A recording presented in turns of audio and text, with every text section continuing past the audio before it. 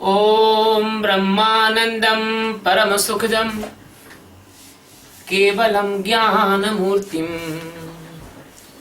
द्वन्द्वातीतं त्रिगुणरहितं तस्मैवादिलक्ष्यम् एकं नित्यं विमलमचलं सर्वधी साक्षिभूतं भावातीतं त्रिगुणरहितं सद्गुरुं तं नमामि। ओम गुरु ब्रह्मा गुरु विष्णु गुरुदेवो महेश्वरा गुरु साक्षात् परब्रह्म तस्मै श्री गुरुवे नमः। ध्यानमूलं गुरुमूर्ति पूजामूलं गुरुपदम् मंत्रमूलं गुरुर्वाक्यं मोक्षमूलं गुरुकृपा। सद्गुरु भगवान की जय, स्वामी जी महाराज की जय। शिवोहम।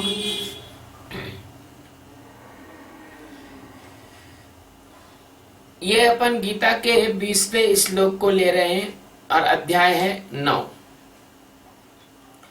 तो इस श्लोक में भगवान स्वर्ग भोग के लिए जो यज्ञादि कर्म करने वाले हैं उनके बारे में बता रहे हैं कि उनका कैसे आवागमन होता है। त्रिविधा माम सोमपाः पूतपापः त्रिविद्या माम सोमपापूतपापः यज्ञैरिष्ट्वा स्वर्गाति प्रार्थयन्ते ते पुण्यमासाद्य सुरेन्द्रलोका मनश्यन्ति दिव्यानि दिवि देवभोगा। त्रिविधा माम सोमपा पूतपापा यज्ञ इष्ट्वा स्वर्गातिम प्रार्थयन्ते ते पुण्य पापम ते पुण्यम असाध्य सुरेंद्र लोकम अश्नन्ति दिव्यान दिवि देवी देव भोगा। त्रिविधा तीनों वेदों में विधान किए हुए सकाम कर्मों को करने वाले, सोमपा सोमरस को पीने वाले, पूत पापा यानी पाप रहित पुरुष, माम यानी मुझको, यज्ञ यानी यज्ञों के द्वारा, इष्टवा यानी पूजकर, स्वर्गतिम यानी स्वर्ग की प्राप्ति, प्रार्थयन्ते यानी चाहते हैं, ते यानी वे पुरुष, पुण्यम यानी अपने पुण्यों के फलस्वरूप, सुरेंद्र लोकम यानी स्वर्ग लोक को, असाध्य यानी प्राप्त होकर, दिव्य यानी स्वर्ग में, दिव्यान यानी दिव्य भोगों में, वो दिव्य भोगान यानी देवता के भोगों को अश्नति यानी भोगते हैं। हे अर्जुन, परंतु जो तीनों वेदों में विधान किए हुए सकाम कर्मों को करने वाले, सोमरस को पीने वाले, पाप रहित पुरुष, मुझको यज्ञों के द्वारा पूजकर स्वर्ग की प्राप्ति चाहते हैं, वे पुरुष अपने पुण्यों के फलस्वरूप स्वर्ग लोक को प्राप्त होकर स्वर्ग में दिव्य भोगों को, देवताओं के भोगों को भोगते हैं। सतगुरु सच्चिदानंद परमात्मा भगवान श्री कृष्ण जो अनंत अनंत आकाश गंगाओं के और अनंत अनंत ब्रह्मांडों के एकमात्र आधार और अधिष्ठान, धारण करता, प्रलय करता, पालन करता, सब कुछ वही है। वो भगवान अर्जुन को बता रहे हैं, एक ऐसी भ्रांति को तोड़ रहे हैं, एक ऐसी जीवन में क्रांति का समावेश कर रहे हैं, एक ऐसी दिशा दे रहे हैं, एक ऐसा ज्ञान दे रहे हैं, अर्जुन की आंखों को खोल रहे हैं कि अर्जुन तू देख कि जो लोग त्रिविधा तीनों वेदों को अच्छी तरह से पढ़ते हैं, उनके विधानों को जानते हैं कि वेदों में क्या कहा गया है। क्योंकि वेदों में जीवन जीने की पद्धति भी बताई गई है।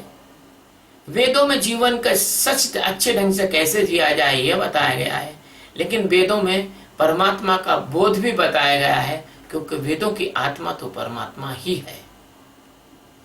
इसलिए जो तीनों वेदों में जो इंद्रियों के गुलाम लोग हैं, जो इंद्रियों की इच्छाओं को पूर्ति करना चाहते हैं, जैसे जो आदमी जैसा चाहता है वही चीज ढूंढता है।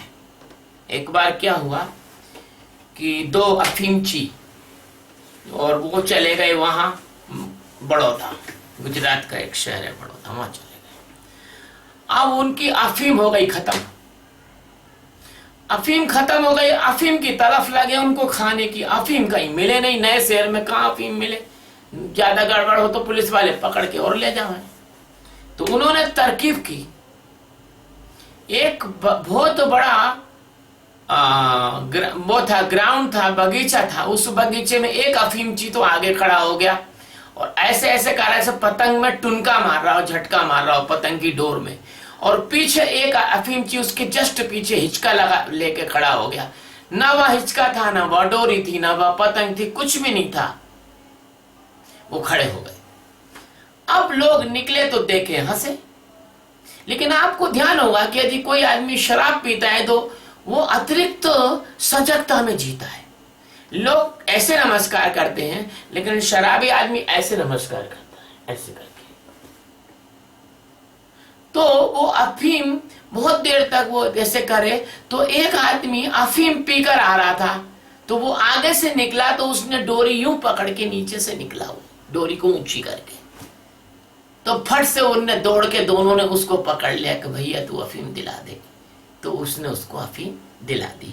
तो जो आदमी को इस संसार में जो चाहिए होता है वो उसको मिल जाता है, उसको खोज लेता है। जैसे रामचरितमानस में कहा है कि जही कर जही पर सात्य सनेहु, सोते है मिलायन कछु संदेहु। जिस पर जिसका सच्चा प्रेम होता है उसको मिल जाता है। जैसे किसी को कलेक्टर बनने में सच्चा प्रेम होता है तो वो पढ़ लिख के अच्छे से कलेक्टर बन ही जाता है। किसी को डॉक्टर बनने में प्रेम होता है तो वो पीएमटी में पास होकर डॉक्टर बन जाता है। किसी को मैकेनिक बनना है तो वो बन ही जाता है। किसी को किसी स्त्री से विवाह करना है तो वो कैसे भी करके मेहनत करके कर ही लेता है। जिसका जिससे स्नेह होता है, जिसको जिसकी भूख होती है ना, जिसका जितना हो आंचल यहाँ पर उसको सौगात उतनी मिलेगी, मिल जाती है उसको। जिसको परमात्मा से प्रेम होता है उसको परमात्मा मिल जाता है।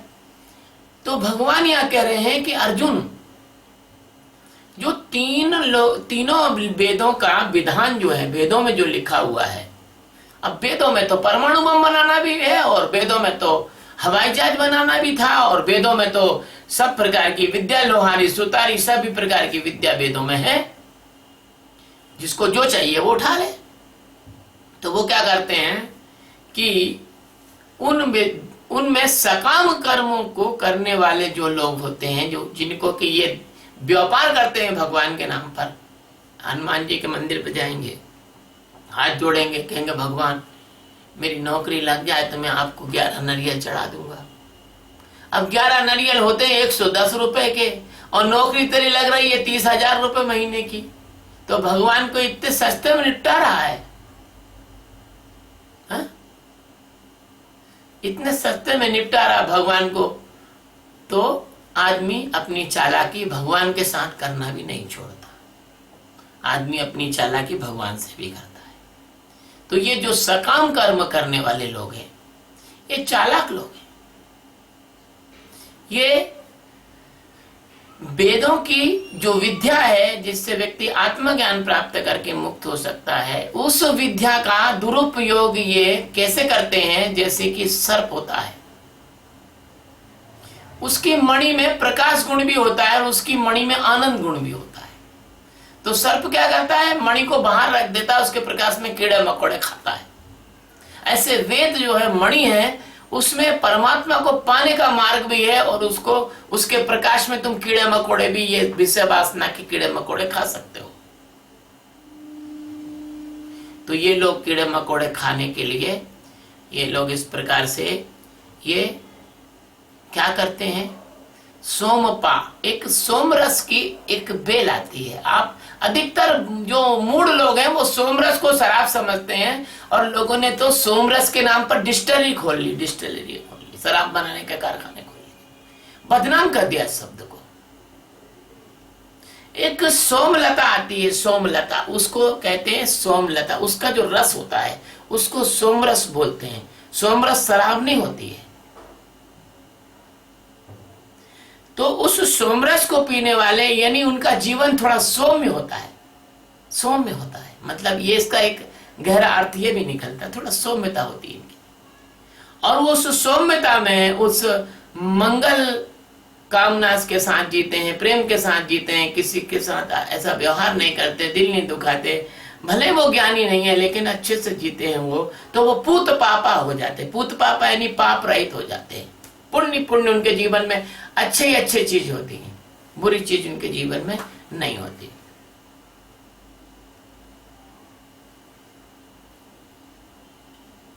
शेख चिल्ली मर गया, और मरने के बाद स्वर्ग गया तो यमराज के सामने उसे खड़ा किया गया, और उसके पीछे जो है वो कल्लू ड्राइवर भी खड़ा हुआ था। तो शेख चिल्ली का नंबर आया तो शेख चिल्ली को कहा कि इनको नरक में डाल दो। यमराज ने कहा नरक में भेजो। तो शेख चिल्ली भड़क गया, हमको नरक में क्यों? बोले जरा हटो, कल्लू ड्राइवर का नंबर आया कि इसको स्वर्ग में भेज दो।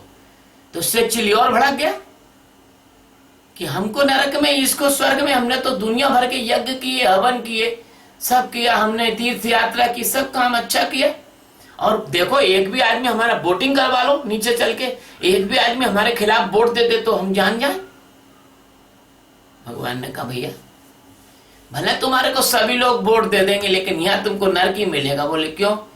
बोले तुमने ऊपर ऊपर तो सब अच्छा काम किया, लोगों को जो अच्छा लगता था वही तुमने बोला, लोगों को जो अच्छा लगता था वही तुमने दिया, लोगों को जो अच्छा लगता था वही तुमने खिलाया, लोगों को अच्छा लगता था वैसे ही तुम चाल चले, लोगों को अच्छा लगता था वैसे ही तुमने बाल बनाए, लोगों को अच्छा लगता था वैसे ही तुमने चश्मा पहना, लोगों को अच्छा लगता था वैसे ही तुमने कपड़े पहने, लेकिन तुम्हारे दिल में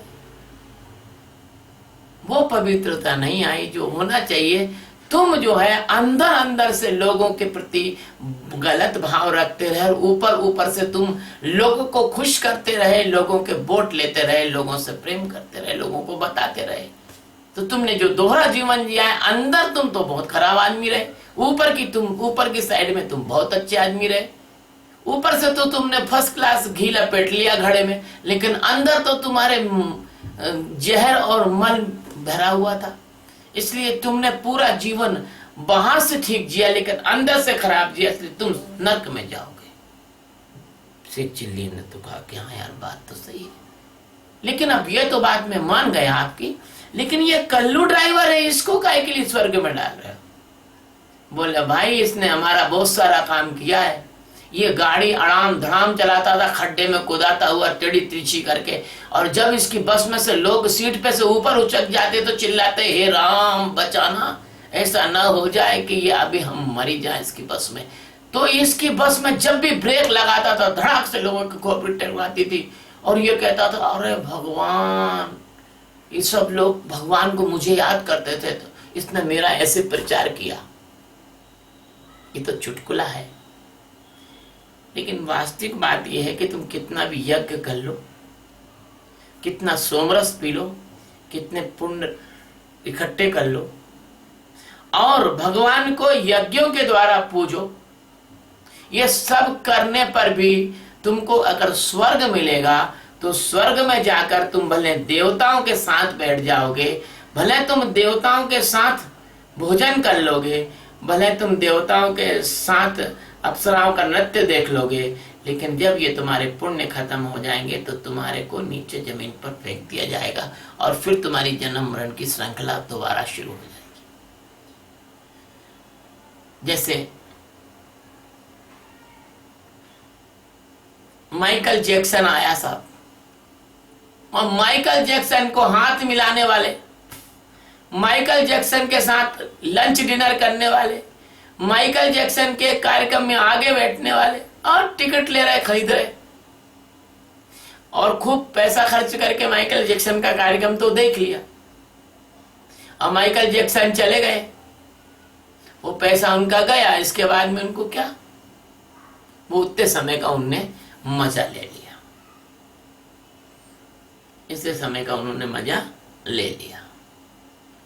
इसलिए मैं कहता हूं कि इस श्लोक में भगवान कह रहे हैं कि तुम यज्ञों द्वारा भले मुझे पूज रहे हो, लेकिन तुम्हारा काम तो सब अंधा है। तुमने परमात्मा को तो जाना नहीं, तुमने परमात्मा को तो जाना ही नहीं, तुमने ब्रह्म ज्ञान तो प्राप्त किया नहीं। बस तुम कर्म कांड में लगे रहे तो तुम्हारी एक कल्पना जैसे यज्ञ है तो दूसरी कल्पना तुम्हारी स्वर्ग है। जैसे एक आदमी खूब थक थका के सो जाए नींद में कि अरे यार अपने को तो बस ये है कि अपने को 5 लाख रुपए कमाना है और अब आज थक गए, कल फिर काम पे जाएंगे, और फिर सपने देखता है कि 5 लाख रुपए आ गए हैं, वो गड्डी रखी हुई है साहब तिजोरी में। ऐसे तुम्हारे स्वर्ग है, स्वर्ग भी तुम्हारी कल्पना है, लेकिन तुमने कल्पना में जीना तुम्हें मंजूर है। तुम स्वर्ग की प्राप्ति के लिए यज्ञ करना मंजूर कर सकते हो। तुम यज्ञ कराने वाले को हजारों लाखों रुपए का, करोड़ों रुपए का सामान लाके दे सकते हो। तुम यज्ञ के लिए बहुत सारे इंतजाम, वस्तुएं, लोगों को ठहरने की व्यवस्था, पंडितों की व्यवस्था, पंडाल की व्यवस्था, हवन की व्यवस्था, घी की व्यवस्था, वहां रोज लोग भोजन करेंगे उसकी व्यवस्था, लोग रोज अल्पाहार करेंगे उसकी व्यवस्था, चाय दूध फल की व्यवस्था, वो तुम सब कुछ कर दोगे क्योंकि तुम्हें स्वर्ग चाहिए। तुम्हारी खोपड़ी में घुसा दिया उनने कि यज्ञ करने से तुमको स्वर्ग मिल जाएगा, लेकिन उन्होंने गीता का ये श्लोक नहीं बताया तुमको। जो यज्ञ जितने लोग कर रहे हैं इस भारतवर्ष में, उनको ये गीता का श्लोक जरूर पढ़ा लेना चाहिए कि स्वर्ग तो मिल जाएगा, लेकिन वहां से वापिस भी आओगे। फिर ये तो तुमने 5 स्टार 7 स्टार होटलों में रहने की व्यवस्था भले की है, लेकिन वो भी तुम्हारी कल्पना के सेक चिल्ली वाले हैं। जैसे वो सत्तू की कहानी सेक चिल्ली की सुनी होगी आप लोगों ने, वो अंत तो गत्वा सत्तू में लात मार देता है, ऐसे तुम आत्मज्ञान में लात मार देते हो। तो आप इस स्वर्ग की जो लोग ये प्रार्थना करते हैं, अभी हमारे इंदौर के अंदर क्या हुआ कि लोग यज्ञ बहुत कराते हैं। अब मैंने बहुत वर्षों से देख रहा हूं, कभी सत चंडी यज्ञ होता है, कभी लक्ष्य चंडी यज्ञ होता है, कभी दुर्गा यज्ञ होता है, तो कभी जो है कोई आता है तो 5 करोड़ शिवलिंग बनवाता है, तो कोई 5 करोड़ हनुमान चालीसा का पाठ कराता है, तो कोई हमारे यहाँ पर बड़े बड़े शहरों में भारत में ऐसे आयोजन बहुत होते हैं और लोग उस पर करोड़ों अरबों रुपए खर्च करते हैं। लेकिन इस भारतवर्ष की मूर्ता देखो, जो आत्मज्ञानी ब्रह्मवेत्ता संत हैं, उनके पास एक ध्यान कराने की जगह तक नहीं है कि ध्यान करा सकें। हमें मजबूर होकर स्काइपी पे ध्यान कराना पड़ता है। क्यों? कि हम तुम्हारे साथ झूठ नहीं बेच सकते, और जो जब तक तुमसे कोई झूठ नहीं बोलेगा, तुमको झूठे सपने नहीं दिखाएगा, जब तक तुमको कोई इंद्रियों के लालच नहीं देगा, जब तक तुमसे कोई ये नहीं कहेगा कि तुम्हारी जो इच्छाएं सारी हम पूरी कर सकते हैं, तब तक तुम उसको कोई मदद नहीं कर सकते हो, क्योंकि तुम इंद्रियों के भोगों के गुलाम हो। और जो इंद्रियों के भोगों के गुलाम है, उनके लिए भगवान ने कहा है इस सकाम कर्मों को करने वाले, और पहले भी कहा है 8वें अध्याय में भी कहा है, जो इंद्रियों के भोगों के गुलाम हैं उनके लिए भगवान ने कहा है सकाम कर्म करने वाले। और सोमपा यानी सोमरस को पीने वाले, तो हमने अपनी आंखों से देखा है एक सोमरस को, ये सोमरस नहीं बल्कि प्रत्यक्ष रूप से एक व्यक्ति है, वो हनुमान चालीसा पर प्रवचन करते हैं, वो शराब पीकर प्रवचन करते हैं, हमने उनको देखा है। एक व्यक्ति है जो लोग जानते वो जान जाएंगे, हमने देखा है कि लोग कैसा भोजन करते हैं, कैसी चीजें पीते हैं, और अपने इस मुंह से भगवान के बारे में लोगों को मूर्ख बनाते हैं। और ये विधि और विधान में ये तो होना चाहिए, वो लाना ही पड़ेगा, इसको ऐसे ही करना पड़ेगा, दक्षिणा इतनी लगेगी, कपड़ा वो ही लगेगा, सोने का पात्र वो ही लगेगा, मूर्ति ऐसी होना चाहिए, अनाज यही लगेगा, घी इतना ही लगेगा, ये इतना ही लगेगा। ये सब करने वाले लोगों की जरा जीवनों में झांक के देख लो, आप उनके जीवनों में झांक के देख लो कि उनके जीवन कितने अशांत हैं, कितने लोलुप हैं, कितना उनको पैसे की भूख है और प्यास है। और ब्रह्मवेत्ताओं को, ओहो हो, मैं तो ताज्जुब कर रहा हूं कि ब्रह्मवेत्ता जी कैसे रहे इस जगत के अंदर। ब्रह्मवेत्ता के तो उसके परिवार के लोग भी शत्रु हो जाते हैं, बाहर की तो बात छोड़ दो आप। ब्रह्मवेत्ता से तो आसपास के लोग इतने जलते हैं, इतने शत्रुता रखते हैं कि वो एक तरह का अजूबा है। जैसे मैंने पिछले प्रवचन में सुनाया था कि कौओं के दरबार में अगर कोई हंस बैठ जाए तो उसको चोंच मारने लग जाते हैं। जैसे बेईमान लोगों के बीच में कोई ईमानदार कर्मचारी हो तो वो ऐसा लगता है उनको कि इसको कब हटा दिया जाए। जैसे किसी मशीन में कोई पुर्जा उनकी शेप में नहीं होता तो वो बजने लग जाता है, ऐसे ब्रह्मवेत्ता इनकी शेप में नहीं होते, इनकी साइज में नहीं होते, क्योंकि ब्रह्मवेत्ता बात सत्य कहते हैं और ये लोग असत्य में जीते हैं। असत्य का नाम माया है। माँ यानी नहीं, या यानी होना, जो नहीं है लेकिन होने जैसी दिखाई देती है वो माया है। तो जो सकाम कर्मों को करने वाले हैं और जो इंद्रियों की इच्छाओं, आकांक्षाओं, इंद्रियों की भूख और प्यास रूपी सोमरस को पीने वाले हैं, उनका जीवन का लक्ष्य इंद्रियों के भोग हैं, वो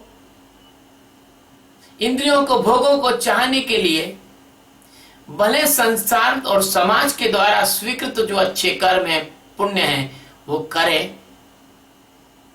अब आपको यहां एक बात बताता चलूं कि यदि पाप लोहे की जंजीर है तो पुण्य सोने की जंजीर है।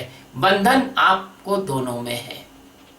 किसी आदमी को लोहे की हथकड़ियों से बांध दो, बेड़ी पैरों में लगा दो, वो आदमी दुखी हो जाएगा, वो कहेगा अरे मेरे साथ गलत हो रहा है। और उसी आदमी को उतने ही वजन की गले में सोने की चैन और पैरों में सोने के कड़े और हाथों में सोने के कड़े पहना दो, इतने बोझ वाले, जितना बोझ उसमें है कि वो चल ना सके, लेकिन वो दुखी नहीं होगा, वो खुश हो जाएगा। इसलिए समाज में गलत है लेकिन समाज द्वारा स्वीकृत है तो वो पुण्य होता है। लेकिन परमात्मा के दरबार में, परमात्मा के मार्ग में न पुण्यम न पापम न सुखम न दुखम चिदानंद रूपा शिवोहम शिवोहम। भगवान के दरबार में, भगवान के मार्ग में पुण्य भी बंधन है और पाप भी बंधन है, सुख भी बंधन है और दुख भी बंधन है। वहां तो चिदानंद रूप में ही आपको प्रवेश करना पड़ेगा। और यज्ञ करने वाले सकाम पुरुष वो चिदानंद रूप में प्रवेश नहीं कर सकते, क्योंकि उनका वो लक्ष्य नहीं। वो वहां पर अंगूठा टेक है, निरक्षर है, काला अक्षर भैंस बराबर है उनको, भले वो पीएचडी किए हुए हो, लेकिन परमात्मा के मार्ग में वो कुछ नहीं जानते। वो एक चरवाहे से भी कम जानते हैं परमात्मा के मार्ग में। इसलिए जो ऐसी प्रार्थना करते हैं स्वर्ग लोक की प्राप्ति के लिए, भगवान कहते हैं कि खेलो खेलो खेलो, एक खेल और खेल लो, चलो ये भी खेल खेल लो। भगवान कहते जाओ तुम्हारी कल्पना का स्वर्ग बना लो, और वो स्वर्ग में रहकर और अपनी कल्पनाओं के हिसाब से वही सब रच लेते हैं। जैसे नींद में सब कुछ रचा हो जाता है, नींद में हाथी घोड़ा शादी ब्याह सब कुछ हो जाता है। नींद में तुम नहा भी लेते हो, तैर भी लेते हो, नींद में हवाई जहाज में भी उड़ लेते हो, नींद में तुम सब कुछ कर लेते हो। ऐसे कुछ चीज नहीं जो नींद में नहीं कर सको। नींद में तो तुम वो कर लेते हो जो सुबह उठ कर जल्दी नहाने लग जाते हो, कपड़े साफ करने लग जाते हो। नींद में तुम सब कुछ कर लेते हो। ऐसे उनकी कल्पनाओं की नींद में, उनकी अज्ञान की नींद में, उनके परमात्मा को न जानने की नींद में वो लोग स्वर्ग की कल्पना में इतने गुम हो जाते हैं, जैसे वो गाना है तेरे ख्यालों में गुम, वो ऐसे गुम हो जाते हैं। और वो उस स्वर्ग को ऐसा लगता है कि जैसे वो स्वर्ग में आ गए हों, जैसे वो स्वर्ग में आ गए हों। एक कहानी है, लेकिन वो कितनी सत्य है वो मैं नहीं कह सकता हूं। एक रेलवे का गार्ड था, तो उसकी कहीं मालगाड़ी खराब हो गई जंगल में। रात का समय रहे, 12-1 बज रहे। वो मालगाड़ी इतनी खराब हो गई, उसने सोचा था उसको 9 बजे 8 बजे ड्यूटी खत्म होती थी, घर में जाके भोजन करेगा, लेकिन या वो शहर में जाके भोजन करेगा, लेकिन भोजन की कोई व्यवस्था थी नहीं। जो टिफिन लाया था दोपहर में खा चुका था, थोड़ा बहुत कुछ बचा था वो शाम को 5-4 बजे खा लिया था। भूख भयंकर लग रही, जंगल में कहीं जा नहीं सकता, शेर चीते का डर रहे। तो उसने देखा कि जंगल में कहीं रोशनी हो रही है, तो वो गार्ड धीरे से वो रोशनी के तरफ धीरे धीरे बढ़ा, संभल के। वहां देखा तो वहां एक फर्स्ट क्लास पार्टी चल रही थी, और सफेद कपड़े पहने हुए लोग थे सब, और बढ़िया स्वादिष्ट भोजन कर रहे थे। तो उसने बढ़िया वहां पर उनसे नमस्कार किया, उन्होंने कहा आइए आइए, उनको भोजन कराया गार्ड को।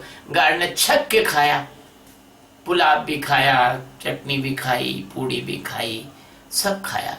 अब उसको सबसे बढ़िया पुलाव लगा उन सब व्यंजनों में से, और थोड़े से उसको मिठाई के टुकड़े लगे। तो उसने धीरे से अपने जेब में से रुमाल निकाला और पुलाव और मिठाई के टुकड़े भर के और खा पी के अपने आके गाड़ी में सोया। और सुबह 3-4 बजे वो मालगाड़ी ठीक ठाक हुई, लाइन वाइन क्लियर हुई, वो निकला। जब वो निकला, और सुबह उसने सोचा चलो अब अल्पाहार नाश्ता कर लें। उसने जैसे ही वो रुमाल खोला तो वो एकदम से दूर हट गया, उसमें कीड़े कीड़े थे, उसमें चावल नहीं थे।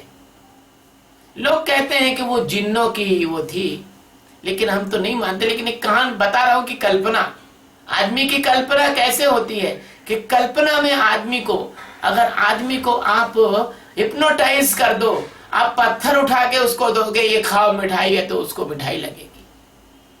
ऐसे ही तुम्हारे स्वर्ग हैं, तुम हिप्नोटाइज हो। लोगों ने तुमको हिप्नोटाइज कर रखा है कर्मकांड में, तुम्हारे खोपड़ी में घुस गया है ये पाप और पुण्य का झमेला। तुम आत्मज्ञान को के अस्वीकृत कर देते हो। जैसे कोई गंवार आदमी जो पत्थर समझकर हीरे में लात मार के चला जाए, जैसे अंधों के गांव में कोई सुंदर स्त्री या सुंदर कलाकार नाच बताए, अंधों को क्या दिखेगा। बहरों के गांव में कोई तानसेन भी जाके भजन गाए, बहरे नहीं सुन सकते हैं। ऐसे तुम अंधे बहरे हो चुके हो, क्योंकि तुम्हारे समाज में जो पुण्य और पाप की परिभाषाएं हैं, वो परिभाषाएं तुम्हारी सब हाइपोथेटिकल है। परमात्मा के सत्य को जानते नहीं, क्योंकि जब से कोई सदगुरु आए हैं तुमने उनको कभी मान्यता ही नहीं दी। भगवान इन श्लोकों में, इस श्लोक में तुम्हारे यज्ञों की निस्सारता को व्यक्त कर रहे हैं, बता रहे हैं कि इससे केवल स्वर्ग मिलेगा तुमको। वो भी स्वर्ग कैसा है, वो तुम्हारी कल्पना का है। यदि स्वर्ग सत्य होता, यदि नरक सत्य होता,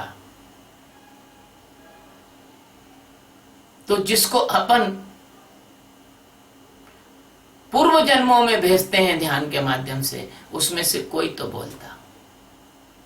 ये स्वर्ग और नरक जहां तक हमारी समझ है, ये जो योनियां हैं, कौवे की, केचुए की, नाली के कीड़ों की, ये जैसे बकरे की, मुर्गे की, मछली की, झींगे की, ये है योनियां नरक।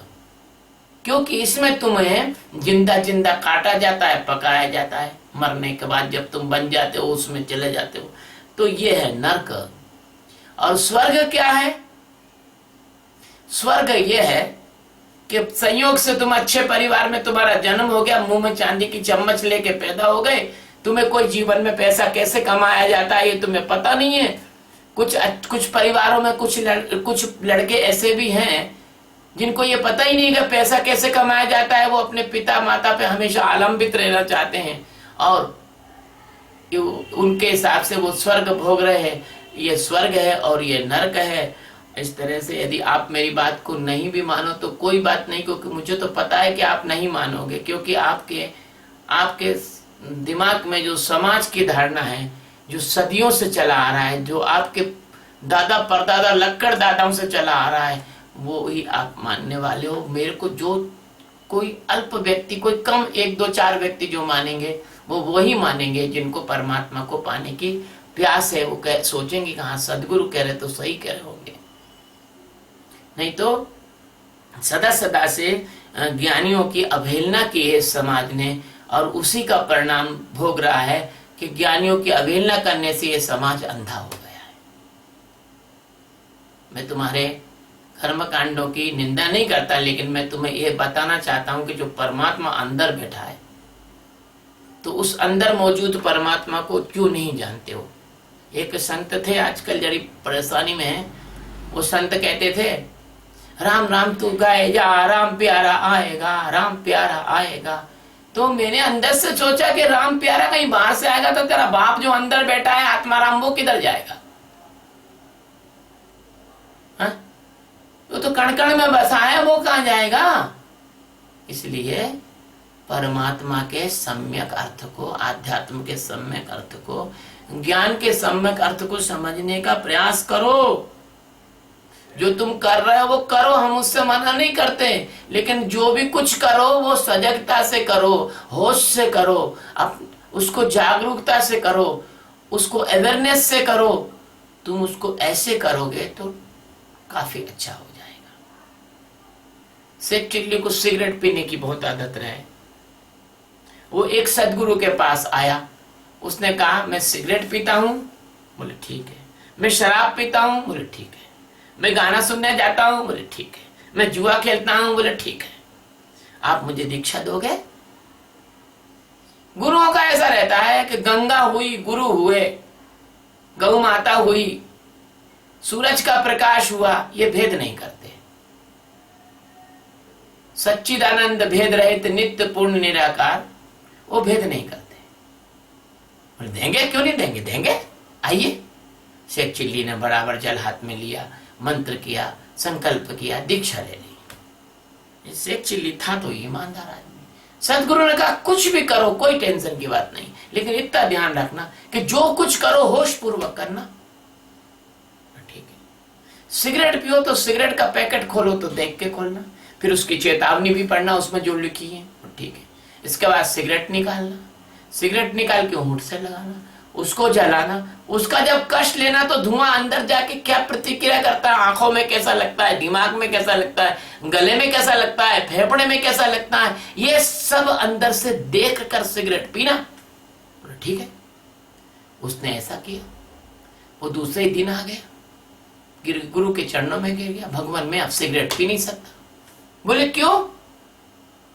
बोले भगवान जब मैं सिगरेट को सजगता से पीता हूं तो मुझे लगता है कि अरे ये तो गलत है, ये तो मेरे को बहुत ज्यादा नुकसान पहुंचा रही है।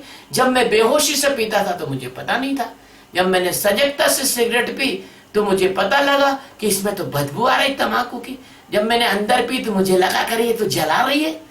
जब मैंने देखा कि मेरे दिमाग में कुछ अजीब प्रकार की झुंझुनी सी आ रही है, जब मैंने साक्षी हुआ सिगरेट पीने का तो मुझे पता लगा कि सिगरेट तो गलत चीज है। उसने दूसरे दिन सिगरेट छोड़ दी। ऐसा ही उसके साथ शराब के साथ हुआ। ऐसा ही वो जुआ खेलने गया तो जुआ खेलने में देखा कि जो लोग हैं जुआ खेलने वाले वो बेहोश है, और वो कितने लोलुप है और कितने स्वार्थी हैं, कैसे वो बेवकूफ बना रहे हैं, कैसे वो पत्ते बदल रहे हैं। उसने वो जुआ भी छोड़ दिया। गाना सुनने जाता था तो जो स्त्री, जो नाचने वाली, जो गाने वाली, उसको बड़ी सुंदर लगती थी। जब वो सजगता से बैठा तो उसको लगा ओहो ये तो साक्षात माया है। उसको कुछ भी कहने की जरूरत नहीं पड़ी, केवल सजगता, केवल होश, केवल साक्षी, केवल देखने मात्र से उस व्यक्ति का रूपांतरण हो गया। यह है साक्षी का ध्यान, यह है साक्षी का ध्यान। इसमें व्यक्ति को, आपको कुछ करने की कहने की जरूरत नहीं, वो खुद अपने आप को बदल देगा। वो अपने अंदर से बदल जाएगा, उसको बाहर से बदलने की जरूरत नहीं होती। यही कारण है कि मेरा ये कहना है कि अगर विश्व में अधिक से अधिक लोग इस साक्षी के ध्यान को, सजगता के ध्यान को करेंगे तो हम इस ध्यान के माध्यम से व्यक्ति को बाहर से आरोपित नहीं करेंगे। नैतिकता नैतिकता अंदर से आएगी, सच्चाई अंदर से आएगी, ईमानदारी अंदर से आएगी, प्रेम अंदर से आएगा, आत्मीयता अंदर से आएगी। और जब भी अंदर से आएगी तो ये ओढ़ी हुई नहीं होगी, ये ओरिजिनल होगी, इसकी मिठास बहुत अच्छी होगी। ये प्लास्टिक के फल नहीं होंगे, ये वास्तविक फल होंगे।